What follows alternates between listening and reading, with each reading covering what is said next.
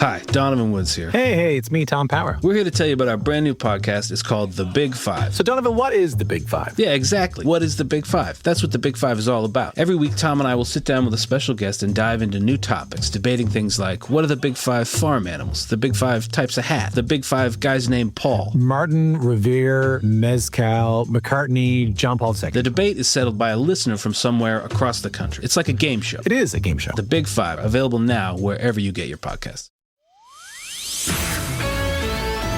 This is the Pooja and Gurdeep podcast. From 98.1 CHFI Studios in Toronto, Canada. Hey Toronto, this is Ed Sheeran. This is Kelly Clarkson. Hi, this is Bryan Adams. This is Adele. This is Madonna. It's Michael Bublé, and you're listening to the Pooja and Gurdeep Show. It's fun. They're amazing. Telling you, man, there's something about 30 plus degrees and a long weekend living downtown Toronto. My head was on a swivel. I have a sore neck. Oh, dear. What was happening? Just everybody was out. The people who've been hibernating and hiding under 18 layers for the last 6 months were wearing nary a layer. And everybody was out. And man, oh man, we have a beautiful city. We do. We really do. I mean, like, shorts guy was out. No shirt guy was out. Wasn't so much looking at them. But you know what I mean? Like, yes, there was a lot more skin. Yes. That was revealed. Got skin in the game. Yes. And, oh man, it just got me so excited for the summer. It's going to be a hot girl summer. You know what? It really is. And I will tell you this, that anybody who has come to visit here, that's like one of their first comments is like, wow, a lot of beautiful people in Toronto. I think we take it for granted. Yeah, I mean, I don't. Not in the summertime. You may forget, but then when it reappears, you don't take it for granted. And if you're someone, God, this is going to sound like a crude analogy. Should I say it? Should I say it? Should I say it? I'm going to say it. Oh, no.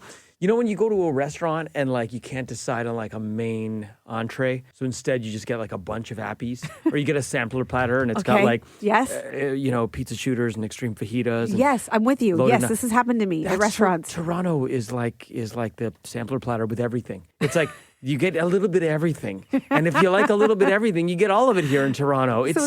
It's hard so to decide on a main dish is what you're trying to say. This is why I'm middle-aged and single. Hard to commit to just a main. Oh man. And here's the thing that occurred to me as I was like just happy and smiling and well-rested and listening to Michael Jackson, who I was spinning all weekend on my AirPods, and walking around, walking coffee. Wearing sunglasses so nobody could see you, checking everybody out. 100%. I was wearing my darkest sunglasses. Yeah? Oh boy. Sorry. Is that creepy? A little bit. No. I mean, so the thing I realized, we're like 3 weeks away from FIFA getting started. Yeah. Which, by the way, is going to be the biggest thing that ever comes to this city in our life. Nothing will be bigger than the World Cup. Like, I know Taylor Swift was here for 6 shows. I love Taylor. Mm-hmm. Can you think of anything bigger than the World Cup that's ever going to come here? No, because it also like unites so many people, so many cultures. There's so much history. Like, yes. Yeah, yes. It is. It's the world sport, right? So I'm just thinking all the people international, that are going to be coming to the city. Is that what happens to you when you see people from other cultures? You start saying international. Can I learn Spanish in 3 weeks? Oh, so what you're saying is that we already have a very beautiful city and it's about to get more beautiful. It's about to get authentically with all the international visitors. with all the tourists who are here for a short stay only. Why do you talk like that when you welcome new people to the country? Because I'm an ambassador. I'm going to be there. I'm going to be chatting everyone. You're so international. I'm so international. Oh my gosh, I can't wait to say that to our visitors. You're so international. Yeah, that's going to go over real well. They're like, wow, you guys sound like New Yorkers here. But we're wearing sunglasses, so it's okay. But you get what I'm saying? I get what you're saying. There's going to be people from everywhere. There's going to be people from South America, other people from North America. There's going to be people from Africa. Yeah. How many different ways can you describe this? We got it. You guys got what I'm saying, we understand. Right? You're going to have trouble choosing your main dish. We got it. It's about to get real good in Toronto, like best summer ever. I want dessert, too. I want dessert. I'm so happy. From CHFI Studios, it's the Pooja and Gurdeep podcast. The Daily Double. With Pooja and Gurdeep. We got 2 stories you need to know. What do you have, Gurdeep? Still have not seen the Michael movie. I'm going to try and go this weekend. Okay, yes. Stop trying to coordinate with friends and just go by myself. I think you probably would want to watch it by yourself because you're such a fan. Yeah, most stuff by myself is good. You don't want people going like, what's happening now? What do you think that is? Yeah, like wait till this happens. He's singing. Yeah. Yeah. So by all accounts, it's a very enjoyable film, but very much a sanitized version of Michael Jackson's story, which personally I'm okay with. I'm here to celebrate the man. Did you know, though, it wasn't always necessarily meant to be that sanitized? They actually shot an entirely different ending for the movie that I think we'll never see. Okay. So the original screenplay that they captured actually addressed the first allegations from Michael's accuser in 1993. Okay. And they shot that with the whole cast, with Jafar and with everyone, and wrapped the project. And I don't know how this happens. When you think about how many eyeballs and legal eyeballs were on this whole process. But at some point after they finished filming, they dug up the 1993 settlement between Michael Jackson and the accuser, and it had a clause that said neither party can talk about or disparage the other in perpetuity. Okay. So after they shot that, I guess that what they had shot originally was a Michael-friendly version of that settlement, which goes against the clause you cannot talk about the other party. Apparently, it disparaged the accuser's family, saying that they were money grubbing and all that, and that's the whole scope. So they had to reassemble the entire cast and everybody and shoot an entirely different ending to the Michael movie, which, again, I haven't seen, so I don't know what the ending is, but I think it's all just about the music and all that. And they had to scrap that ending, and we'll never see that. That's on the cutting room floor somewhere. Wow, because I had heard that if they did the film the way they wanted to do the film, that it would have been a 6-hour film. Like, it was just, there was so much they wanted to include. So this has got to be part one I of would more think to so, come. especially given the success and how well this is doing. I believe this goes up to the bad era. So I assume if there's a sequel that's going to pick up from like late 80s bad through to dangerous history and on and on and on. So I look forward to your full review after you watch it this weekend. I'm going to effort to grow on Friday. I'm going to prioritize this. What do you got? So when you think about AI, does it scare you?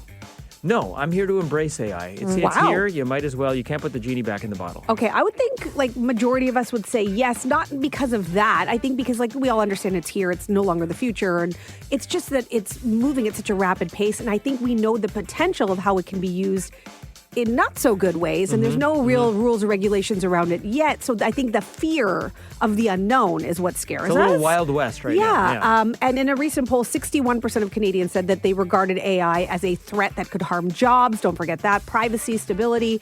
But then young people were also polled about this, and they said, nope, not worried about AI, not in the way that we are worried about it. Well, it looks like that has now changed. Young people are no longer fans of AI. And if you need proof, recently, Google's former CEO delivered a commencement speech at a graduation for some college students, and they started booing him when he mentioned the potential of AI. Got boos. So I go, okay, that's just one instance. Then there was another instance at the University of Florida when AI was touted as the next industrial revolution in one of the commencement speeches. Booze all around. In Tennessee, the same thing happened when the grads were told that they just have to deal with AI. It all started booing. So it seems young people are now realizing that, AI can be harmful. They're understanding what it's now doing to their job prospects. Like the job market's already not good for young people, for anyone really, but especially for young people. So they're entering the workforce, and now they're understanding what AI could mean for the future of their jobs. They're not happy about it. And they're actually moving more and more towards away from their screens, away from the algorithms, away from all the things that we now know, because there's been enough research out there that we know is harmful. Yeah, I feel like it's like standing on the shore trying to outrun a wave that's coming toward. Like, good luck. I mean, it's coming, which is why I think it's better not to try and fend it off. Like, embrace it, figure out how to make it work with you, Maybe work for you. Energy of young people should go towards, again, regulation, right? Like making sure that there's those things in place, those parameters in place to make sure it doesn't do all those things that we're afraid of. We just don't want the dystopian AI takeover. We can incorporate it. Let's just not let it overthrow mankind. I'm with you. The Pooja and Gurdeep podcast. From 98.1 CHFI. Okay, so we all have neighbors. Even in the condo, you have neighbors that you actually, have gotten to know. And you have one neighbor who's in the inner circle now. Yes, shout out Barinder. She's watching Coffee the Pooch for me right now. It's important to have good relationships with your neighbors because there is something about having, someone look out for you and look out for your home. And it's really, really nice when you get along. However, sometimes annoying things happen, even when you get along. Fishtopher, has this happened to you? It has, and just recently, this past long weekend, actually, it was. Let me set the scene. It was a nice, warm Saturday night in Mississauga. I'm sitting on the couch watching on Netflix The Crash. Have you guys seen The Crash? It's great, by the way. No? Okay. It's sad, but it's great. Anyways, sitting there, and all of a sudden, I hear something fire up, and it's my neighbor. It's 9 o'clock at night, who's decided now's the time to mow their lawn. At 9 p.m.? 9 p.m. So the sun is pretty well set. I'd say it's dark out at 9 o'clock. Okay. And again, we're settled in. We're watching our evening show, and they're mowing the lawn. And so, Not during the evening show. I mean, you can technically stream any time of day, but sure, it's the evening show. And I got all hot and bothered. Evening stories. I got all hot and bothered by it. And my partner, Taylor, I'm venting to him like, who does this? Why are they doing this? It's so late. Don't they know? And he seemed to be cool as a cucumber. Like, it's Saturday. It's a long weekend. Who cares? Let him mow the lawn. He's busy. Did you have to turn up the volume on your show, basically? I did turn up the volume. In fairness to you, there is something about a lawnmower specifically. It's really loud. It's all you can hear. You can't, if I would sometimes try to take a nap in the afternoon, and that's a good time to be mowing your lawn, I can't because it's that loud. Did you have one of those big John Deeres where you sit in, or just a regular lawnmower? No, we don't live in a neighborhood that has a lawn that big. Okay. But, it's one of the gas powered, Sure. at least get electric. It's quiet. I'm condo guy, so I don't know much about suburban life and what y'all do, but... Oh, that will keep you up. Yeah. I just feel like I've we're heard pretty it. considerate. Before we do something, we consider the neighbors. When I push out the garbage bin at 5:30 in the morning as I'm coming to work, I feel badly that I'm making all this noise. But I still do it. But I'm still doing it. I thought you were going to say you pick it up and carry But it so I it think doesn't about it. I'm go. considerate. I think I still do it, but Maybe this is why he's mowing his lawn at 9. He's like, oh yeah, garbage guy. They do have 3 kids and they're very busy, so this might have been the only time you had to do it. So I'm sorry. There's something about mowing a lawn at night that feels kind of haunted or unholy. It's like flying a kite at night. Sure, you can do it, but it feels dirty. Yes, and never do it during the evening show. Yes. Everybody knows you don't do that. But is there something to neighbors doing annoying things? Again, good intentions. Sometimes you get along with this neighbor? Yeah. Okay. Oh, there was hesitation. That tells us everything. That's a no. That's a... Be honest. It's not a yes or a no. We don't really talk. They're just somewhat I know who they are. They knew who I am, but Okay. Right. Because I will say, I've been the annoying neighbor. I didn't know that we were doing this, but we have a side light to our home, and sometimes it will go on by accident. We hit it by accident, and the way it beams, it goes directly into our neighbor's basement, which we didn't know until they pointed it out. So every now and then, we hit it by accident, and then we'll get the note, and it's oh, so we're being those annoying neighbors, and then of course we shut it off right away, but we didn't know. So it's you can be annoying and not know it. Mm-hmm. Yeah, verified. What annoying behavior are your neighbors guilty of? That's what we want to know, because, we're not alone here. What annoying behavior are your neighbors guilty of? Call us right now. Let's go to Drew in Richmond Hill. We have a beautiful, pristine backyard. My wife and I take really good care of it and make sure that it's well groomed, and that she does all the planting and all the weeding, and just absolutely gorgeous backyard. So in the fall, when all the leaves fall, we get about 60 bags of leaves, and my neighbor doesn't do any work in his backyard whatsoever. I mean, nothing. Ooh. So I offered to go over and rake up all the leaves in his backyard. He says, oh, don't bother, I'll get to it. But I couldn't because they all blow back over to my place after I clean my backyard. Oh, no. So I went over, started bagging the leaves. He comes out and he goes, what are you doing? I said, I'm helping you out. I'm raking the leaves. He says, leave it, I'll get to it. So I left it for a few days, didn't come out and do it. So here's what I did. To the equivalent of 67 bags of leaves, I took all the leaves, and he has an empty shed in his backyard. So I raked them all up and put them in a wheelbarrow, and I shoved all the leaves in his shed, and it goes wall to wall, floor to ceiling. Whoa. So I had stuffed the whole thing with leaves. And in the spring, he didn't see it until the spring, and then he opens up the door of the shed. He goes, oh, my God, whoa, what's going on? I said, well, you wouldn't rake your leaves, so I had to put them somewhere. Oh, wow. My goodness. That's a good prank. You open them up in April just in time for April Fools. That's fantastic. Yeah, hey, listen, we made up, but at the same time, I wasn't going to go out every day and start raking leaves again. So I had to do something about it. That's annoying. You need a better fence in between your houses. Yeah. Yeah, absolutely. And when you know all the work and time and effort you put into your own backyard, and then your neighbors don't do the same, it's very annoying. Mm-hmm. Oh, it can be really, really tough. I have a bocce tournament in the summer for the guys. I have a BB&B. It's a beer bocce barbecue for the guys. Nice. And when they come over and see my backyard, they call it the Augusta of Bocce. Oh, wow. It's that well That's how- manicured? that's- That's fantastic. That's how well our plants and our garden is taken care of by my wife. Wow. But That you is can't look to the outstanding. left or the right. Yeah, look straight ahead. Drew, thanks so much for the call, buddy. You're welcome. Have a great day, guys. Lots of texts at 981-981 about annoying things that your neighbors do. Gladys actually can relate to Drew saying using their leaf blower and then blowing leaves towards your house instead of picking them up into a trash bag. Wow, that feels very passive-aggressive. Can't do that. Emily from Hamilton saying, oh, do I ever have some annoying neighbor behavior? My neighbors feed the skunks. What? Which then dig in my garden, ruining everything I try and grow. They also always hang... What? They also always hang their underwear to dry outside when we're hosting barbecues. What? Wow, it's quite a view. We got people over. Put on the tidy whities. Faith writing us saying, my neighbor copies everything I do. If I put out yellow wreaths on my door, she buys the same ones. If I top coat my driveway, she comes over and gets hers done by the same company. If I put up a huge inflatable Santa, she runs out and buys one. Enough. She's taken, what's the saying? Keeping up with the... Joneses? Like she's taking that to the next level, literally copying them.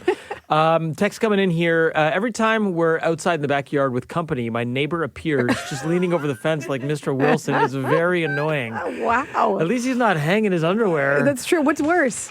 The eyes or the underwear? Probably the underwear, especially if they got grill marks. Yes. Oh, by the way, what?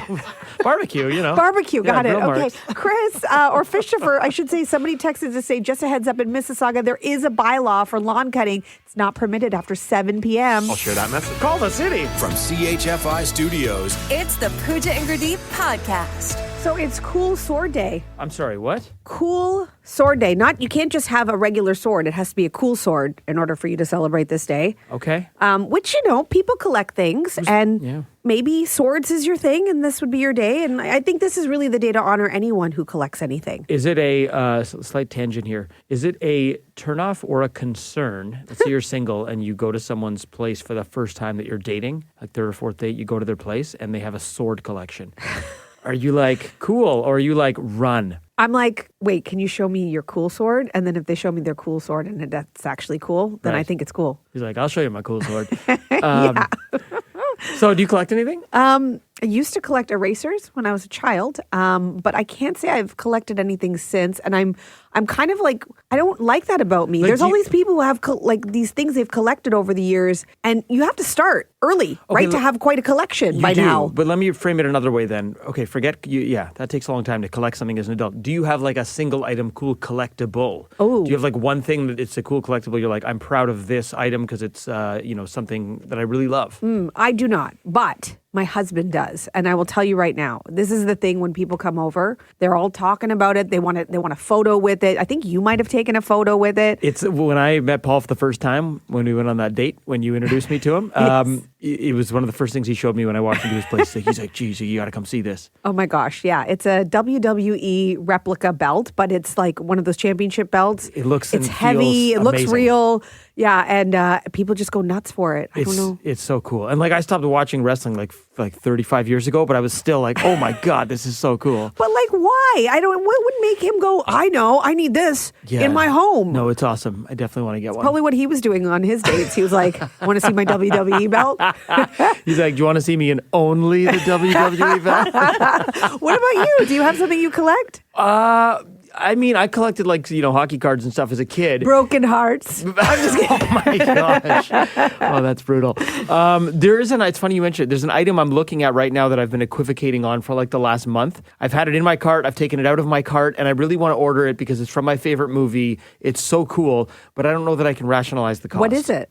You know my favorite movie of all time? Terminator. Yes. 2. Terminator and Terminator 2. There's the scene in Terminator 2 where like the arm that was crushed from Terminator 1 is kept at Cyberdyne Systems and Miles Dyson goes into that chamber that you need all the security for. Yeah. And then it opens up and there's this glass chamber that comes out with the Terminator arm. Okay. It's the if you original told Terminator this story arm. on that date, yeah, that might be like, run. Yeah, the date's over unless they're a Terminator fan. But that's really cool. So I found this thing on like Etsy and it's the Terminator arm and it's like life size. It's like heavy weight and you can buy like the case that comes over it. It's lit up. Never seen you this excited about anything. It's so cool. It's been in my Etsy cart for so long, but the problem is it's $1,600. Woo! Whee! Yeah. Oh, that's very expensive. Yeah. But an investment maybe in something that means something to you. I mean, you talk about Terminator and you like love the movie and you're never going to not love the movie. And it's the kind of thing where like if you have kids one day, you're going to tell them about the movie. I feel like... I'm going to make them watch the movie. They'll be like 3 and way too young to understand it. But yeah. Yeah. So I feel like this is something that is actually meaningful to you. Well, since I don't have my own kids, can I just show up and make C and Bodie watch Terminator with me? Sure. Yeah. I mean, the violence, it's fine. It's okay. Right. I'm sure there will be You're okay saying with I should it. just get this. I should just YOLO and spend $1,600 on I mean, this. it's a lot of money, but I think if you look at it as a long-term investment, like, 10 years from now, are you going to look back and go, I wish I got that? No, I'm always going to love that movie. And the Yeah. AI revolution is happening, so I feel like it's more timely than ever. Oh, yeah. That price could go up. You should get it at $1,600 before it goes up. I think I'm going to do it. No, not right this minute. Okay, let me think about it. I'll update you later. Okay. The Pooja and Gurdeep Podcast. Hi, Donovan Woods here. Hey, it's me, Tom Power. We're here to tell you about our brand new podcast. It's called The Big Five. So, Donovan, what is the Big Five? Yeah, exactly. What is the Big Five? That's what the Big Five is all about. Every week, Tom and I will sit down with a special guest and dive into new topics, debating things like what are the Big Five farm animals, the Big Five types of hat, the Big Five guys named Paul. Martin, Revere, Mezcal, McCartney, John Paul II. The debate is settled by a listener from somewhere across the country. It's like a game show. It is a game show. The Big Five, available now wherever you get your podcasts. This is the Pooja and Gurdeep Podcast. The nearly impossible question. With Pooja and Gurdeep. All right, here it is for your Thursday. 1 in 4 people admit they've done this after a fight with their partner. Okay, without giving anything away, have you done this after a fight with Paul? I can't say I have. Oh. I have not That tells me done something. this. I mean, I've done a variation of this. That's very telling. I've done a variation of this, but not exactly this. No. Okay, all right. We won't say any more. I don't want to give it away. 1 in 4 Have people. you? I don't have a partner. When you did? Google wasn't around then. Wow. No, I'm just kidding. Giving away some clues, I see. Oh! Yeah, that's okay. This is why I said I shouldn't say anything. It's okay. You gave a clue. That's fine. That's your hint. It involves Google. Why do you have to draw attention to it? No one's even listening to me. Okay, 1 in 4 people admit they've done this after a fight with their partner. Is it not pay attention to the nearly impossible I'm question? buzzing myself. Wes from Toronto, what do you think it is? Buy something stupid. Oh, like a makeup gift? No, for yourself. Oh, for You're already in trouble, so. Oh, wow. You're doubling down on the argument. Yeah. So Works every time. So you just had an argument with your partner, and you're like, I'm going to go buy an 80-inch television for my man cave. Well, not that big, but like a PlayStation 5, Apple Watch, something like that. Wow, getting into the mind of Wes. Who knew? Does that normally help the fight?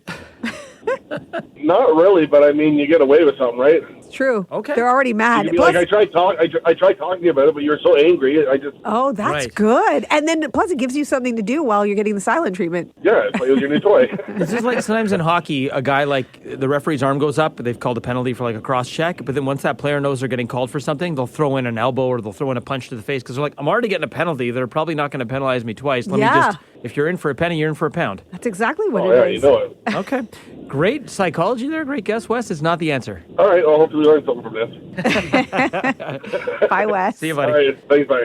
Dominic from Woodbridge, what's your guess? I think it's block on social media. Ooh, like so you get into a fight with your partner and then you block them on social. Yeah. Okay. Wow. What if you live in the same house? Does blocking on social really matter?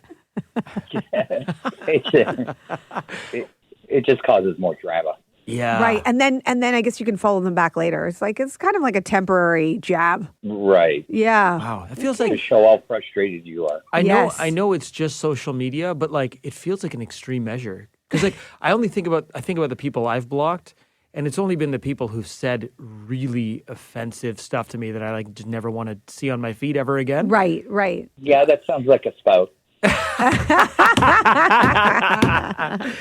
Fair point. Touche, Dominic. Touche. Good guess, but not the right answer. Thank you so much, guys. Take care. Enjoy. All right, if you're just jumping on, 1 in 4 people admit they've done this after a fight with their partner. We're also getting text at 981-981. Yeah, this one coming in saying, is it looked up an old boyfriend or girlfriend? Whoa, Whoa, that's extreme measures, Wow. man. Holy smoke, the actual answer does not seem bad at all compared to this. Like, I'm I'm mad at you. I wonder if Billy's still as cute as he was in grade 11. Seriously. John from Mississauga is saying, is it let the air out of their tires? Whoa! Wow. I'm learning people take extreme measures when they're in fights. What is happening? Okay, so we kind of gave you a little bit of a hint by accident, but we'll double down on it. The hint is 1 in 4 people admit they've done this after a fight with their partner. It involves Googling something. Remy in Burlington, what do you think? It's Googling a nice, expensive restaurant. Oh, to take them to afterwards? Yes. Remy, this is like maybe the only sane guess we've had so far. All the other guesses are like, kill him. What? No. What? Very good guess, logical guess, not the answer. All right. Have a good day, guys. You too. Let's go to Waterdown. Lisa, do you have a guess? Is it you Google why your partner acts the way they do? Why is my partner an idiot? Yes. Lisa, good guess, but that's not it. Okay, thank you. Have a good day. Don from Ottawa, good morning. What's your guess? Googling up how to make up with your spouse. Oh, Googling how to make up. That's really good. Uh-huh. I like make that up guess. after a fight. Yeah, that's a great guess. Just like I've never tried that.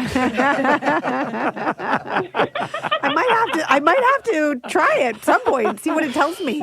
Dawn, good guess, but not the right answer. Okay, thanks, guys. Have Bye-bye. a great day. You too. Bye.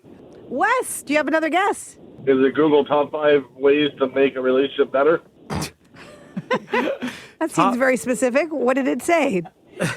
buy your wife a gift, or I misread it and said buy yourself something, but Yeah, it also said return the thing you bought for your man cave. That's not the right answer, Wes. You can try again. all right, thanks. Take care. Bye. Is that Matt from Bradford? It is, buddy. All right, Matt from Bradford, good morning. What's your guess? Is it like ChatGPT to fight to see if you're right? You got it! The answer was Googling, am I wrong? But yeah, ChatGPT, I feel like that's probably the updated answer. That's where people True. are going now to find out.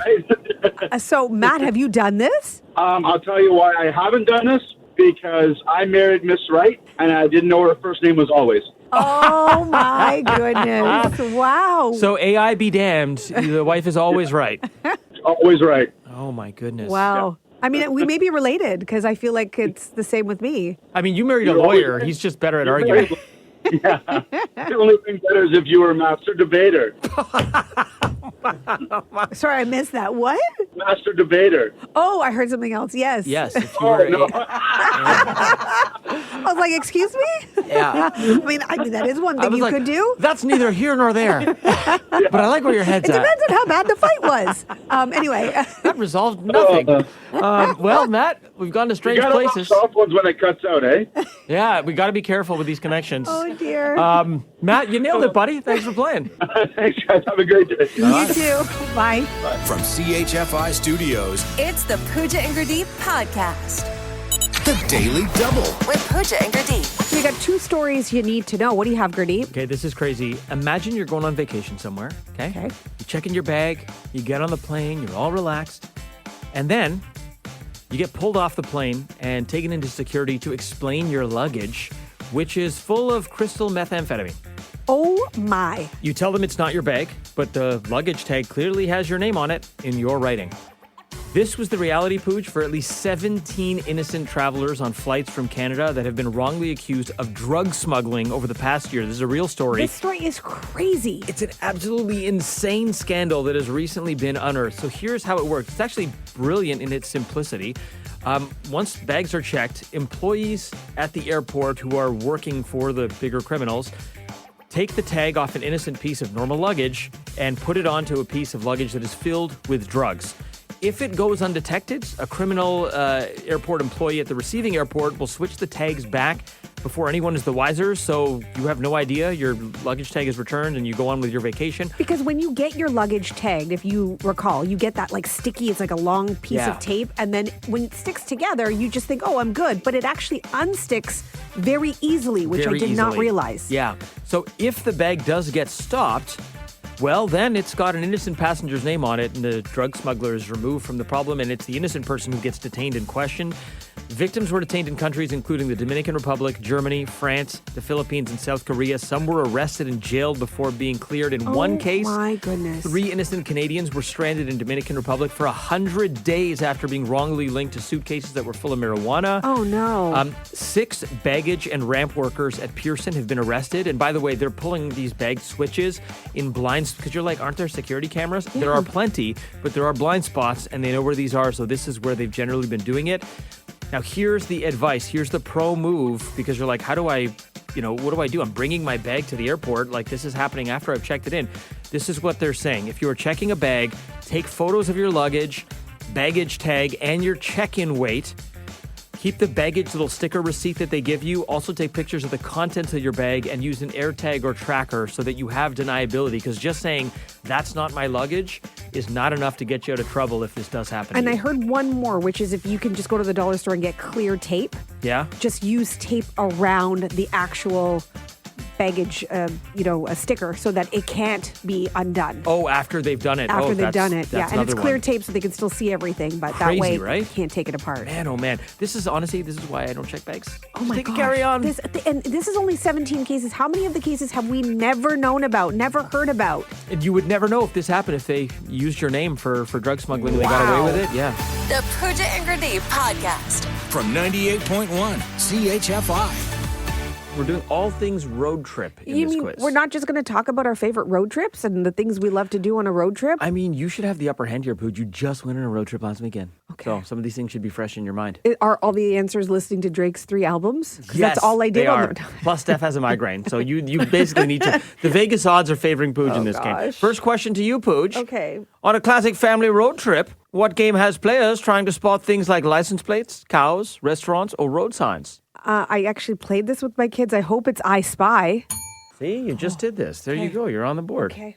Steph, your first question. In the hit movie Wayne's World, the cast famously sings this popular road trip song while driving in their car. Bohemian Rhapsody. There you go. See, what were you guys worried about? Well, because This we happens took every Italian road trips. They're not the same as regular road trips. On Italian road trips, you sang Il Divo. Yeah, we sang When the Moon Hits the Sky like a big pizza pie. Yeah, we listened to Bollywood songs. So Yeah. Okay, fair. Yep. Okay, this song, this is for you, Pooj. This song by Tom Cochrane is basically the soundtrack to Driving with the Windows Down in the summer. Life is a Highway? That's right. Imagine it was a more obscure Tom Cochrane song.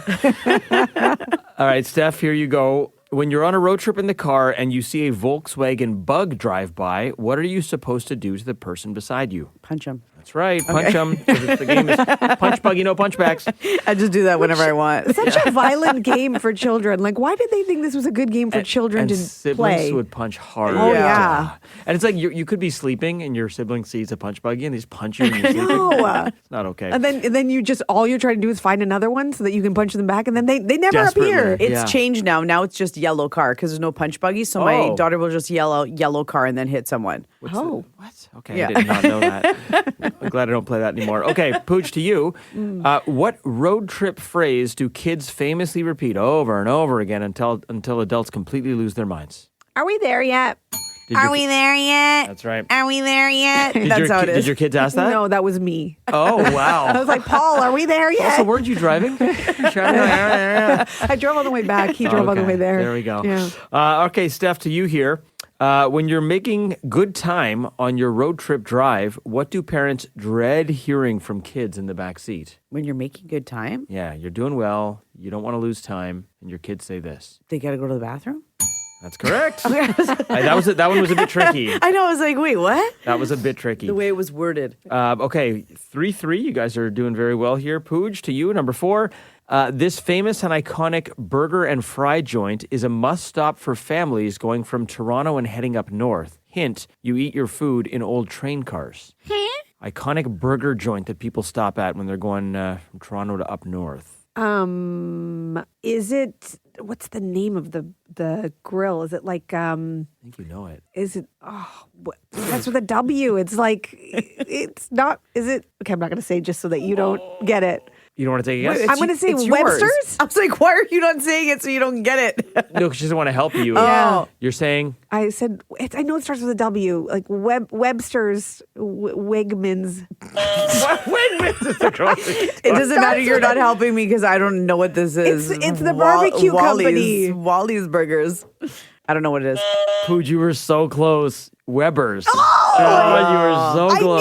I knew it. Oh, man. Okay. Steph, to you here. This is to take a lead. What major highway are you driving on from Toronto to get up north if you pass Wonderland? The 400? That's correct. Okay. Back to Pooja to pull into a tie here. Pooja, when you're driving from Toronto to up north, these roadside stations are perfect for a bathroom and food break. We've all stopped there at one point. En route? En route is correct. Okay, so it's 4-all, but Steph can win it with this question. What singer told us to shut up and drive? Oh, is Rihanna? You just Because I blanked? had Pink in my head I for a was gonna say second. Pink. Yeah, and I was like, that's not Pink though. It's Rihanna. Okay. Yeah. Okay, so Steph takes it. Oh, man. Weber's. Despite the Vegas odds in Pooja's favor. Yeah. Oh, man, that's tough. Okay, so Steph moves to 17, Pooja with 13. I don't know if I happily take this lead though. Can you just have the universe? I Why don't do we have to want battle the for it? universe. I don't want it. From CHFI Studios, It's the Pooja and Gurdeep podcast. You ever had something embarrassing happen at the gym? I know you just entered your gym era. Anything embarrassing happen? Would you find it embarrassing when I just spin around and I take a video of myself spinning around in a gym? I don't find that embarrassing. No. So, yeah, no. That's more funny. Yeah. I live in fear of something embarrassing happening at the gym. Law of averages. You stick with this, you keep working out, something embarrassing is going to happen. And that law of average, it bit me yesterday at the gym. What'd you do? Okay, so you know how I've been on like a crazy Michael Jackson tip lately with the movie out? I've just been like, if you look at my Spotify habits for the last couple of weeks, like, so yesterday at the gym, I'm spinning just Dangerous, which is my favorite album of all time. The History album, just so good. So I'm on I finished Dangerous. I'm listening to History. I'm at the gym. And you attempted the moonwalk in front of the mirror. Yeah, no, that would be horribly embarrassing. Okay. So oftentimes when I'm doing certain exercises, I guess it's the way I'm straining or whatever. Like it happens sometimes where my AirPod will fall out of my ear because I'm straining and like it's contorting what you're doing with your head and your ear, and my AirPod falls out. Right. So I'm doing the tricep pull downs and I'm listening to Michael Jackson. My phone's resting on the thing beside on the machine. And I'm doing the tricep pull downs and I'm aware. I'm like, this is one of the exercises where I'm straining so hard, sometimes my AirPod falls out. Right. And there's a guy at the machine beside me. The gym's busy yesterday. So sure enough, I feel it starting to give and I'm like, oh, crap. So I'm whatever, got to finish my set. AirPod falls out, it rolls.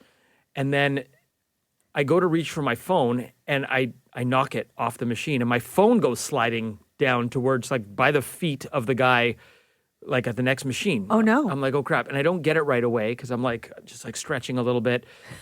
And I see the guy kind of like giving me a weird look. And you know when your AirPod falls out, like their music stops, right? Oh, okay. So I don't know what is on right now. But I take a few seconds and the guy's looking at me like, I'm just thinking, he's thinking like, come get your phone. Like you've dropped your phone, come get it. Right. And I guess when my phone fell, it skipped ahead a few tracks. Okay. So I'm on the History album and my phone is face up. And you know when you're on Spotify and your phone's face up, it shows like what song you're playing. Yes. So he's looking at me all weird. And I'm like, okay, dude, I'm sorry. I'll go get my phone. And I go reach down to pick it up. And I see that it has skipped ahead to You Are Not Alone. Which is normally a great song, great slow jam, but it's a Michael song that I would skip at the gym. I keep to his faster tracks that are, keep me up for working out. And this guy's looking at me because he just sees me grunting out tricep curl downs like, oh. And you're like, you are not alone. Yes. I'm just wondering, what is this guy thinking? I got an AirPod flying one way. The guy's grunting, listening to You Are Not Alone by Michael Jackson. The guy looked at me so sideways. Oh my gosh. All I kept thinking, because I figured something happened with the phone and that it moved on to something else. I was like, what else were you listening to that this person is now witnessing? I'm glad it was just an innocent Michael song. Yeah, and then I'm like, do I explain? Like, no, man. I was listening to Tabloid Junkie, which is a much better, great song. I was listening to Earth Song. He just looked at me and I'm like, I'll take my AirPod. And Yeah, my phone. probably best that you didn't have to go into a deep dive of an explanation. Maybe you'll never see him at the gym again. Is that possible? No, I see him multiple times. We've just never spoken. But you know what? Next time I'm in the gym, I think I'm going to try working out to You Are Not Alone. No, yeah. Next time you're in the gym, just, lean over, whisper in his ear, You are not alone. Thanks for listening to the Pooja and Gurdeep podcast. Listen to Pooja and Gurdeep live weekday mornings from 5 to 9. Only on 98.1 CHFI. Toronto's perfect music mix. Hi, Donovan Woods here. Hey, it's me, Tom Power. We're here to tell you about our brand new podcast. It's called The Big Five. So, Donovan, what is the Big Five? Yeah, exactly. What is the Big Five? That's what the Big Five is all about. Every week, Tom and I will sit down with a special guest and dive into new topics, debating things like what are the Big Five farm animals, the Big Five types of hat, the Big Five guys named Paul, Martin, Revere, Mezcal, McCartney, John Paul II. The debate is settled by a listener from somewhere across the country. It's like a game show. It is a game show. The Big Five, available now wherever you get your podcasts.